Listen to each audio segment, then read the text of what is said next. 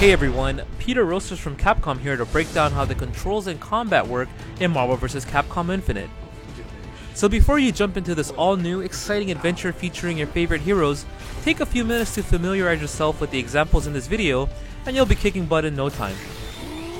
Before I hop into the mechanics of the game, I wanted to take a few seconds to show off the controller display. This display covers the basic movements and attack button. Pay special attention to the location of the active switch button and the Infinity Stone button, as those are essential to fully enjoy the battle system.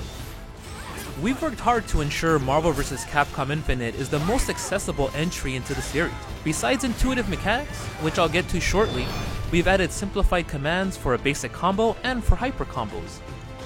Easy combos, performed by repeatedly pressing Light Punch, allow players to immediately get a feel for how combos work in this game. It allows them to see some cool attacks and also score some decent damage against their opponent. If you want to do a more complex combo, however, you'll have to experiment by pressing the attack buttons in different sequences. Easy hyper combos, performed by pressing heavy punch and heavy kick together, allow for a dramatic, damaging combo that takes one hyper gauge. Although easy to perform, the simple hyper combo command only gives you access to one of your character's many hyper combos. Be sure to check out the command list for other hyper combos to try out. Special attacks are unique attacks per character that really exemplify their strengths. Typically, most of the commands for these special attacks are performed by pressing a quarter circle forward and an attack button, quarter circle back and an attack button, or down down plus an attack button. There are other commands available besides these depending on the character, so head over to the command list for a full breakdown of your favorite hero's special attacks. Pressing the active switch button allows you to actively switch between your two characters anywhere, anytime, during any action. Switching can occur during attacks to continue combos, or to provide an offensive assist to the character being tagged in. Switching is also vital to team survivability, as characters regenerate red life when they're off screen. Holding the active switch button down when your hero is getting hit or blocking an attack allows for a counter switch. The counter switch counters the opponent's offense by bringing in a secondary hero who now becomes the focus of attention. Use the counter switch to disrupt the opponent's combos or to create space between characters. Do note, however, that this takes 2 hyper gauge levels to perform.